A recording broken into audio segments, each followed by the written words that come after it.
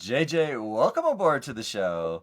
And I am very happy to give you the honor of, I don't know if it's an honor, I don't know, we can decide about that together. But you are the first guest to return for a second interview. How about that? Really? I Yeah, didn't know that. I Wow. I have given a few of those invites sincerely, but you're the first person for it to actually happen. So I thought that was worth mentioning after 150 interviews that we've had Wow. with 150 different guests. So quite a landmark. Well, So that's great. Thank you. now here, that's the good news. The bad news is that we're gonna give it to you hard. There's all the hard questions we didn't ask last time. None of that.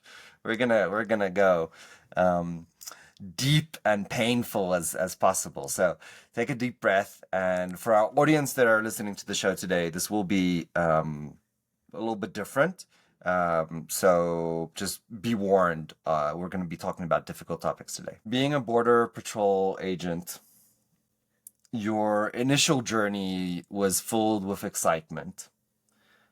However, working through the stuff that you've worked through, you got exposed to a lot of other very difficult sides. How did this experience impact you? And tell us a story of kind of those pivotal changes or experiences that really molded you. And how did it impact your own sense of integrity? That's a good question. I did go in more just excited, right? I was a young man. I was just 27, started a career, right? I did all kinds of different work after college trying to find what it was that I wanted to do. I joined the Border Patrol and it was all outdoors. It was all physical. It was all a challenge to me physically, emotionally, spiritually. And then quickly, I was able to make the determination, okay, one and one is not equaling two. Why are we doing this? I'm standing on the border and we're shutting that border down. And then I go into the interior, which is in San Diego, which is, 5 miles. And in my own community are illegal aliens, crime skyrocketing, home invasions, and we're doing nothing about it. So I quickly understood the political side of it, and that became a constant drumbeat throughout my 24 years career. Now, when you ask me integrity wise, I may need to say this in law enforcement. The people that I were arresting on the border, everyone that got deported from state and local and federal penitentiaries up and down the West Coast would be deported on the Tijuana border in the giant San Isidro. So everyone, all the rapists, murders, pedophiles, gang members, everything you can imagine would get entered into Mexico and come back around and jump, and then I would have to arrest them again and put them in prison. So it was a very quick learning curve of violence. It was a learning curve of become extremely desensitized to that violence and to the people I was arresting. Because if I allowed myself to get caught up in the sob stories and the human degradation that was all around me, I would never have made it past my first year. And that is why you see a lot of police officers and law enforcement officers become alcoholics, die from heart attacks when they leave the job, because you begin to lose a real sense of belief that humans are good because you're surrounded by evil and degradation. So when it comes to a question of integrity, that's kind of loaded, but it did um, challenge me a great deal, and it to this day I am desensitized to it all. The only thing that I am not fully desensitized to is the pedophilia and child rape that I have now found myself engulfed in my documentaries and writing my book. But I feel God has desensitized me to that to a great deal, but I know that there's another level that I'm going to experience. And I know that when I begin to talk to people about my ability to become desensitized and my ability to use violence, I know that says a great deal negative about me, as well as something very positive, because you want law enforcement men and women to be able to keep the evil from you. And I had to do things, and police officers have to do things in the middle of the night, in the dark of night, with no one around, when it's just you and I call them savages, the people that rape women, the people that kill people.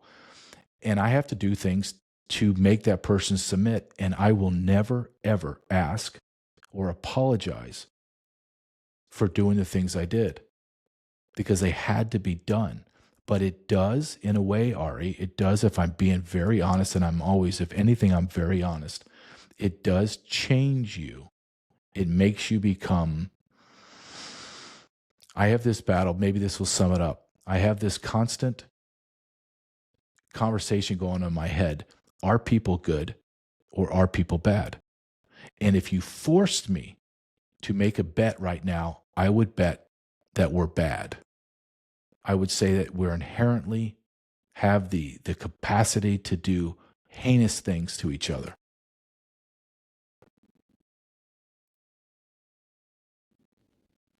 When you are in the dark of night, what does that look like? Do you know exactly what you're walking into, or is there an element of these are hardcore criminals, or these are, civilians who are trying to cross over to the country and they're not necessarily armed, so you don't want to take an aggressive approach. Is there a balance there where you kind of need to figure it out? Is the intelligence good enough? How does the Border Patrol basically approach this situational awareness analysis? Well, where I worked the entire California corridor and the entire Arizona border corridor.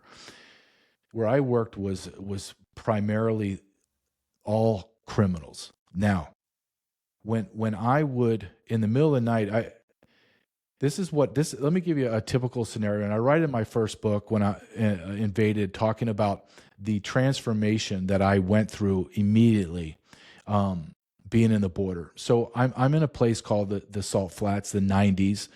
This is where the 90 sensors were, like they're labeled the 90s, 91, 92.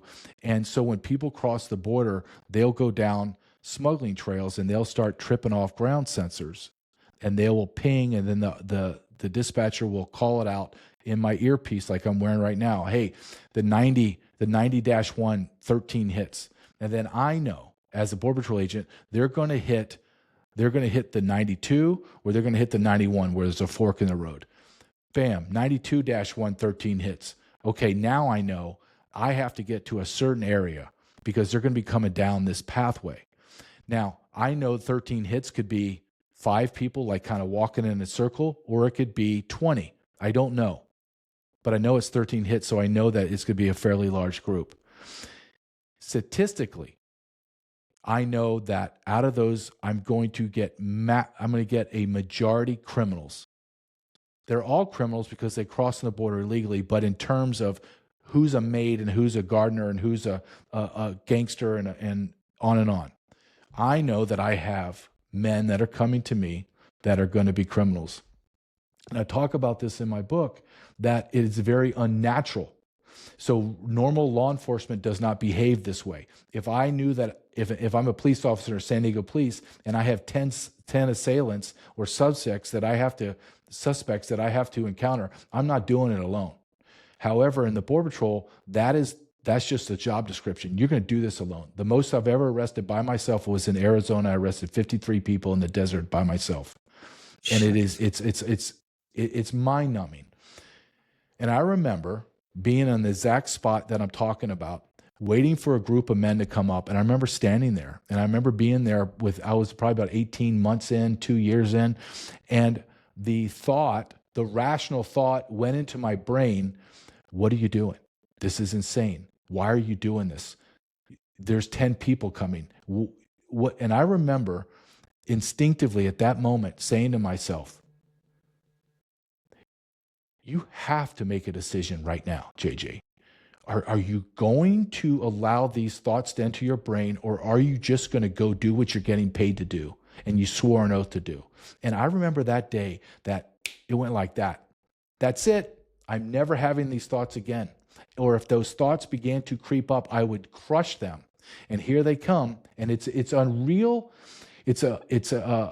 Unless you've been there, you don't understand it. But you're standing there and you could hear the people coming. And then it's just, I have to arrest 10 people at one time. And I would do it very aggressively.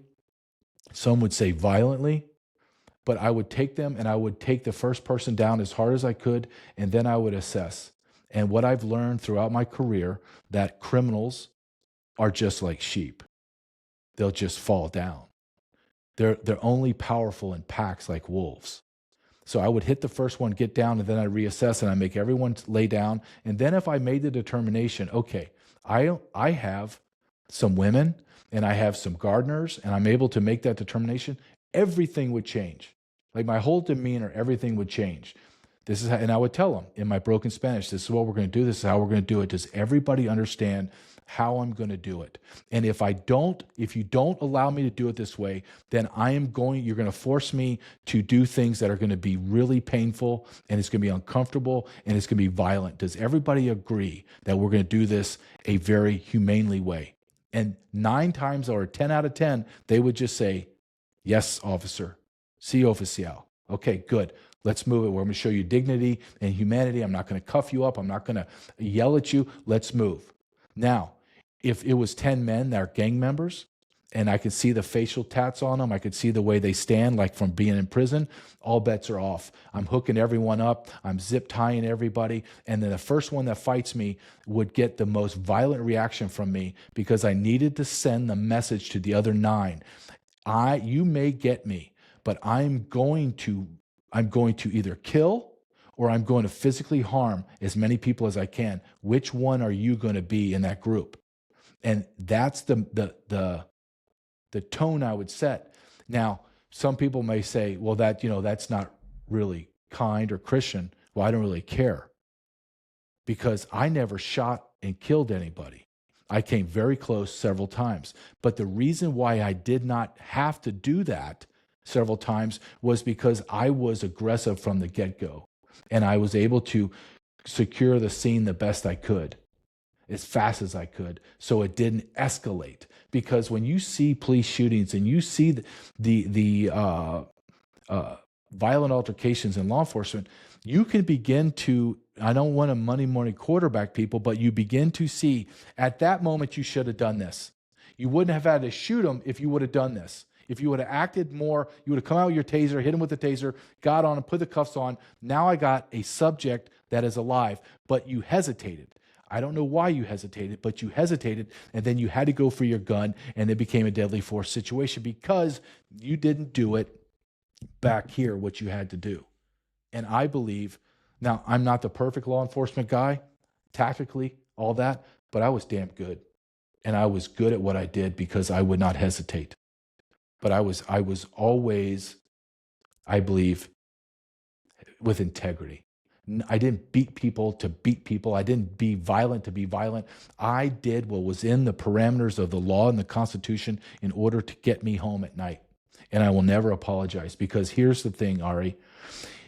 If I took 99 out of 100 people, or 100 people, 99 would fall down in the fetal position and cry if I let you and said, here you go. And let me give you, if you'll allow me, give you just a quick story. People used to ask me, can I come on a ride along? And that's when you take someone on. And I would say yes. And one man asked me to do it. It was my father.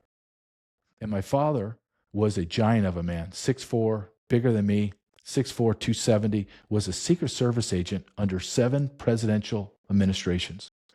And he was not a soft man. He was a hard man. And he asked me, can I come see what you do? Because I'm a federal agent too. Absolutely, Dad. And I'll never forget, we're sitting at night in the Tijuana River Valley. There's a fog that comes across almost every night. And some days you can't see, some nights you can't see. And we're standing about 100, 200 yards away from the Tijuana River. And the entrance of this one particular place is called the Ghost Trail because it looks like Ichabod Crane type of thing, right? We're just smoky fog and eerie running of the water and silence. And I tell my dad, they call on the radio, hey, I got foot sign, and it's sensor traffic of 10 people coming up to the Ghost Trail. I say on the radio, 10-4, I'm right here. And I told my dad, let's go. My dad gets out of the truck and we're walking. And we get to about 50 feet from the Ghost Trail. And you can't see in the Ghost Trail because it's so dark and the fog's there. And my father grabs my arm. I'll never forget this. My father, my hero, the guy that would take bullets for presidents and was at the height of his job as career in the Secret Service, grabs my arm and loudly has a big booming voice. And he says, what are we doing? And I said, Dad, we're going to walk in. And first I said, Dad, lower your voice. I said, we're going to walk in there in that trail. And there's 10 guys coming. I'm going to take them down. You just stand right beside me. And it'll be okay. It'll be fine, Dad. I've done this a million times. And he goes, whoa, whoa, whoa. Where's your backup? Where? And he's getting louder. And I said, Dad, there is no backup. It's me. Just stay by me, okay? And he goes, well, are you going to turn your light on? No, Dad, I'm not turning my light on because they'll know me. I have to have them come to me, and I'll take them down. And I'll never forget my father looks at me, and even as he's only an inch or two taller than me, but he just is so big. And I'll never forget, I'm looking up at my father, and I'm looking at him like, come on, Dad, get in the game. And my dad says, I won't curse, but he goes, this is effing crazy. Take me back to the truck right now. And I walk my dad back to the truck. And I'm looking at my dad as I'm walking like, I can't believe my dad won't do this. And then I sprint back to the Ghost Trail, get laid up and arrest 10 people. And as I'm waiting for those men to cross into my area and take them down, there was a sense of immense pride that I had that my father was in battles in the late 60s, early 70s during that revolution when he was guarding the president, had to fight people, was going to take a bullet for the president, did that every single day. He could not rationalize in his law enforcement brain, this is what my son does. And he wanted no part of it. That is how a bizarre world that I worked in the Border Patrol, and I don't think people truly understand or have never been to the border. It's like going to Mars. It's like being on a different planet.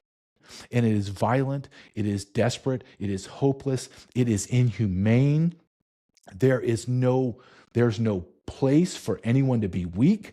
The weak get devoured by Border Patrol agents, and the Border Patrol agents that are weak get devoured. The narco smugglers and the human smugglers are inhumane. They're savages, and they will eat every single thing on the border. And the border itself, not the people on it, the border itself is a place that is dangerous. And the landscape is violent, and it devours everything. I have broken bones all over my body from falling down cliffs, falling on trails, wrecking my ATVs. The border is a living, breathing entity that has inflicted pain and suffering that you can't even fathom, the pain and suffering that happens on the border. It's grotesque. That's why you have to have secure borders. If you don't have law and order on the border, you are going to have massive, massive human suffering that you can't even wrap your brain around. You perform the arrest. I'm assuming you, at that stage, are you calling for backup, or are you just rounding them all up into your vehicle? When I was with my father? Yeah. Or just normal? No, with your father.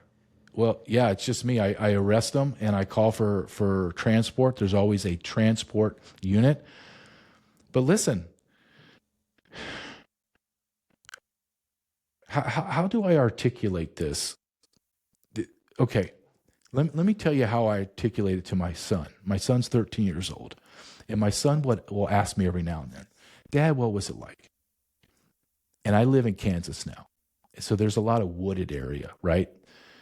And there's times where I have been driving around, not just in Kansas, but wherever I am. And I'll park my car and I'll say, okay, this is what it's like, son.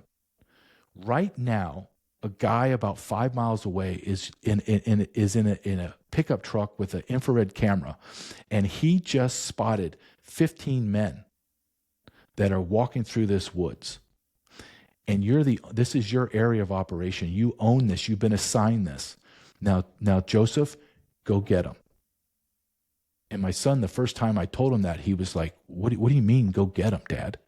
I said, son, listen to me. You don't have time. We don't have time to sit here and argue and discuss. 15 men, and we have no idea who they are walking through this trail in this woods. Now I need you. It's pitch dark. Do not turn your flashlight on.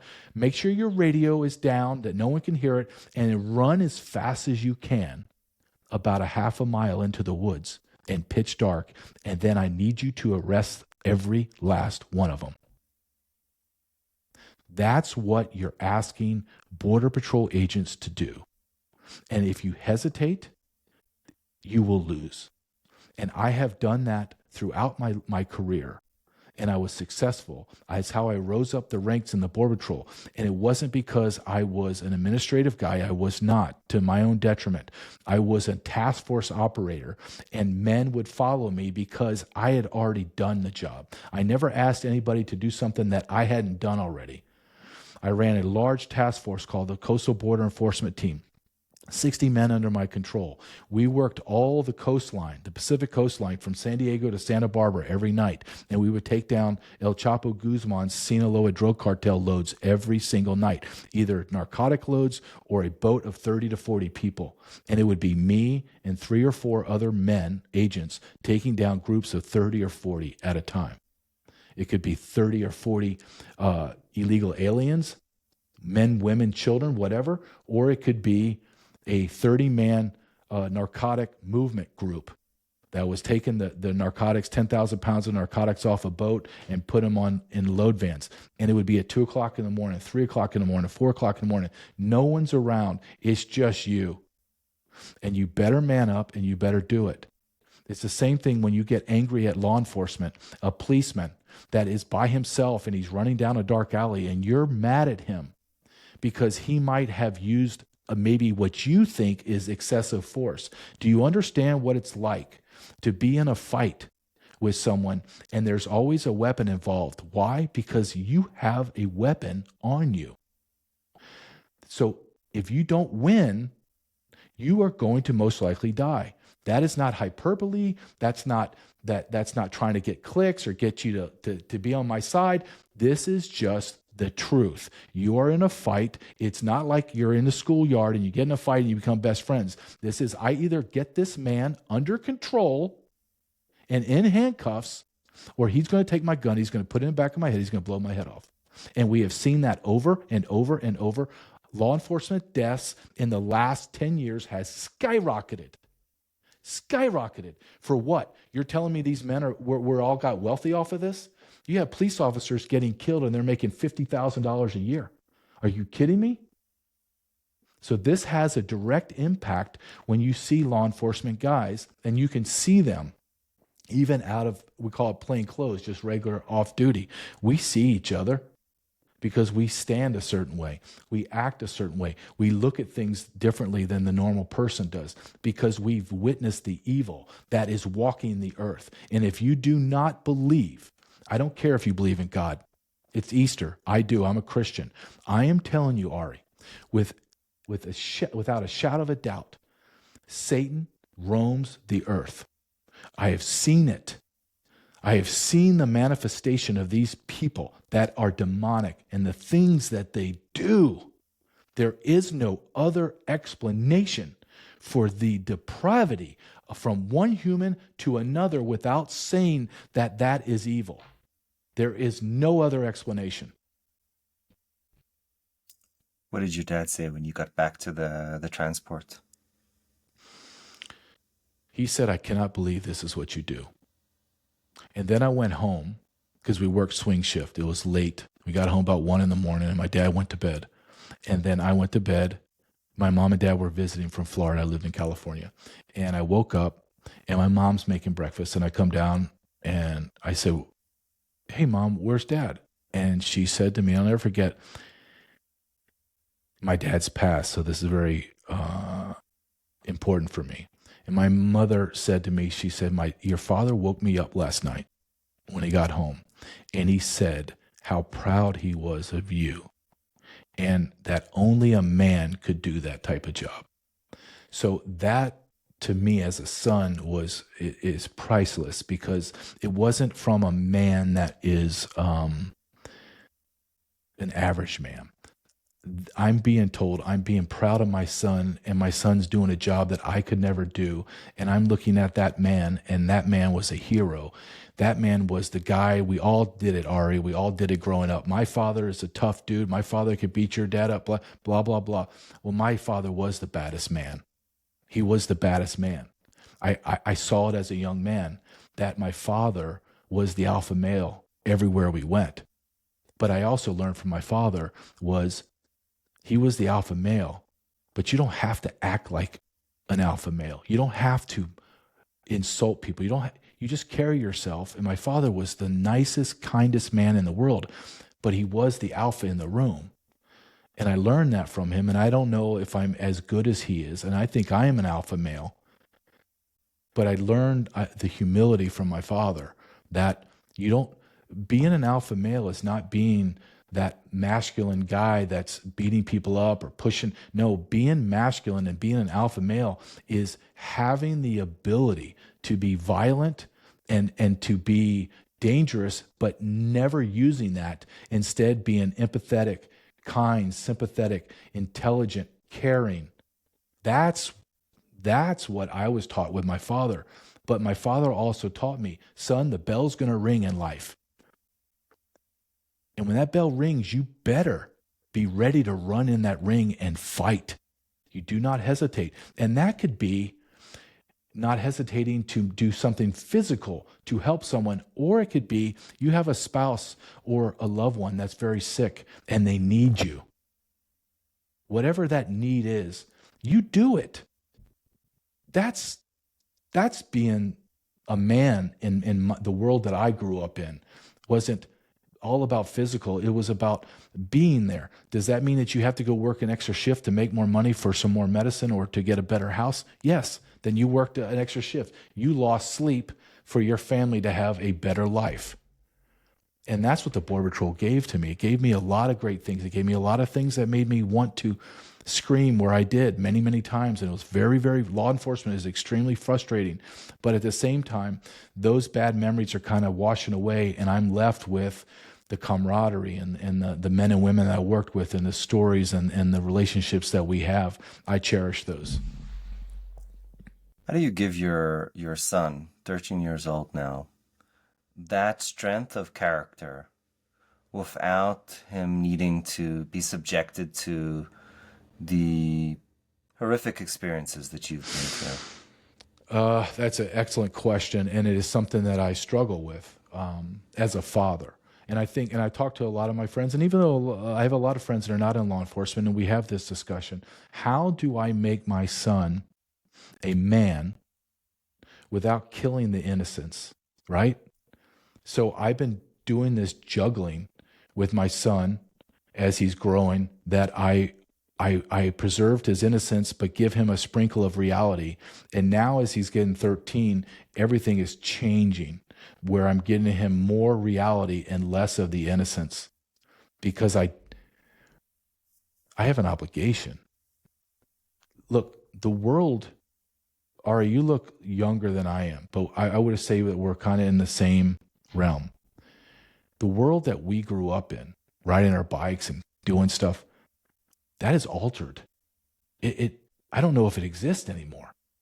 Maybe in very, very small town, but I don't even know there.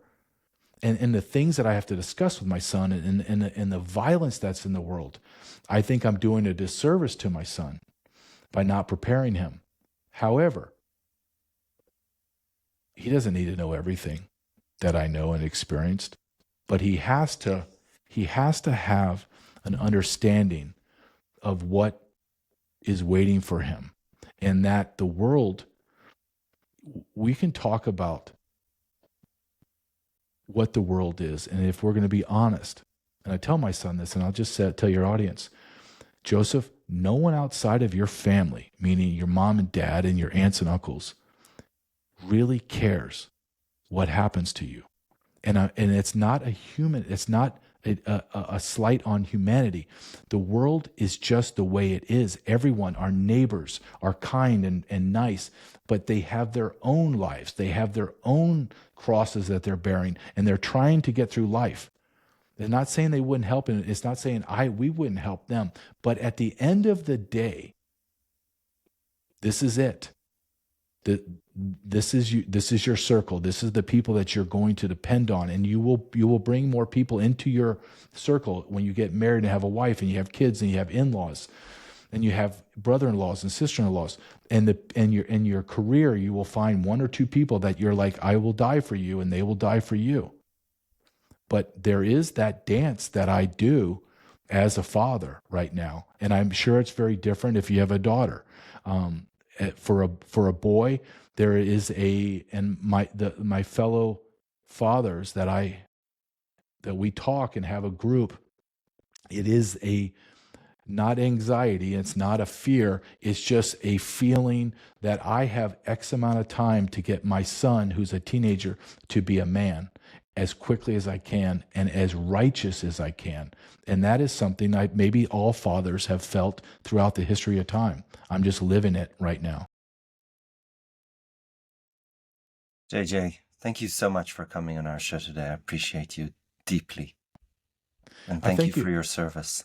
No, thank you. And thank you for allowing me to talk about something of this topic. And I really do, Ari. I think that the problems in America now rest because men have not been men. And I'm not talking about like crazy mass. I'm just talking about men being men.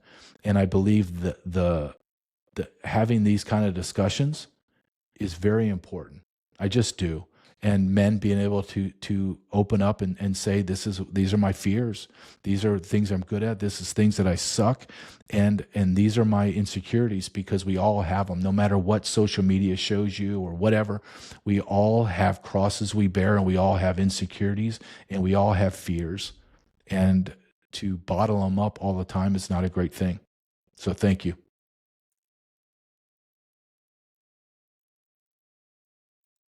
One last thing that I want to do, tell us the names of the books and the movies that you put out. So if the audience wants to look it up, they can do that. The best place to go is my website is JJ Carrell, Carrell, jjcarrell.com. I have my movies on there, my documentaries, and 2 books. I wrote a first book when I came out of the Border Patrol called Invaded. It was a bestseller. And I just released in the end of February my latest book called Treason. And that's a bestseller on Amazon for many, many weeks now. And I did 2 documentaries on the border. And one of them I unwillingly and unexpectedly fell into, and that is the evil of child sex trafficking. And one of the documentaries is on how our government facilitated over 500,000 children to come into America, and then every single one of them are lost. They cannot find them in America. And it's a tough subject, and it's a dirty subject, and it's uncomfortable, and it's dirty and uncomfortable because it's about evil. The evil, abuse, the physical, emotional, spiritual, and then ultimately murder of children. And America is the consumer of child pornography, the number one consumer of child pornography in the world, and one of the top nations in the world that pays money to have sex with children. And which is not sex, it's the R word. I don't know if you're on YouTube or not, but the R word. And that is the world. That's the former shiny city on the hill, America. That is no longer. And that is not a feeling I have, that is a statistical fact when you look at the degradation that America has fallen into morally and spiritually. We have a lot. We need to look in a mirror and realize that it is us. The cartels are horrible people. I can't stand them. I dealt with them my whole 24 years. However, Ari, no, Amazon does not deliver packages to your doorstep that you did not order. The reason why the cartels are delivering narcotics, children, cheap labor, pornography is because we're demanding it. We ordered it. So we are the problem. The cartels are not the problem. If we stop demanding those things, they would go to another customer in another country and deliver it there. They deliver it to America because we ordered it. JJ, thank you so much for coming on the show today. I appreciate you, and I'll say it again. Thank you for your service. Thank you very much for having me.